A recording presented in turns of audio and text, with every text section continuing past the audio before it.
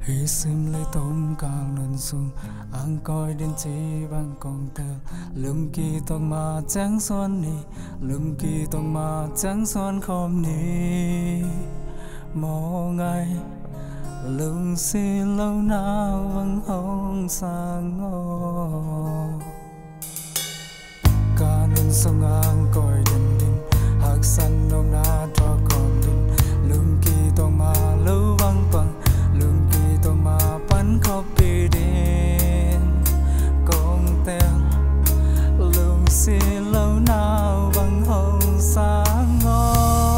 nàng lâu đang xin lại ông quay ông kênh lại nàng lâu đang lung lại kênh kéo kênh lại xin lấy tung nuôn tác sung anh coi đến đến con tèo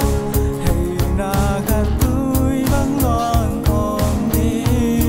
nàng lâu đang xin lại ông quay ông kênh lại nàng lâu đang lung lại kênh kéo kênh lại xin lấy tung nuôn tác sung anh tôi đến đến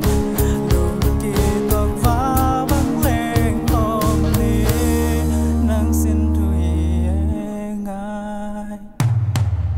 qua lưng nó cha mình lo sông lưng yang lo sen ngày ho xa nên thọ pa hông cha hẹn đi kéo tôi vắng con đi nghe mò ngày lùng tập tên đi ngang là tăng nghe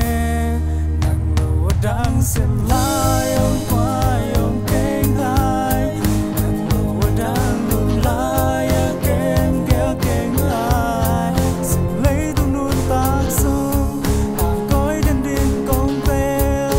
hay na cả tôi vắng loạn còn đi nàng lâu đang xin lại ông quay ông kênh lại nàng lâu đang lùng lại kênh kéo kênh lại xin lấy tung nuôn tác sung anh coi đến đến lùng kỳ toàn vá vắng lên con đi nàng lâu đang xin lại ông quay ông kênh lại nàng lâu đang lùng lại kênh kéo kênh lại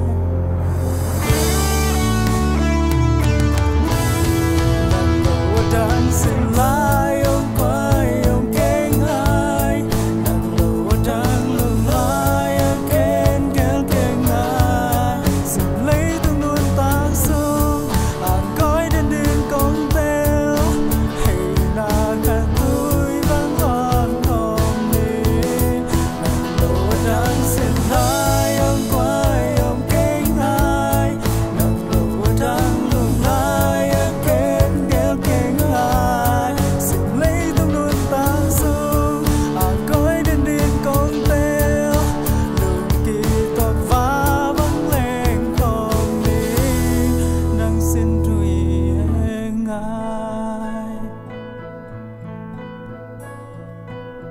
hy sinh lấy tôm ca lần sông anh coi đến chỉ bằng con tèo xa nên thọ ba hông cha hẹn đi kéo tôi vắng con đi nghe mò ngày lưng tập tên đi ngang la tang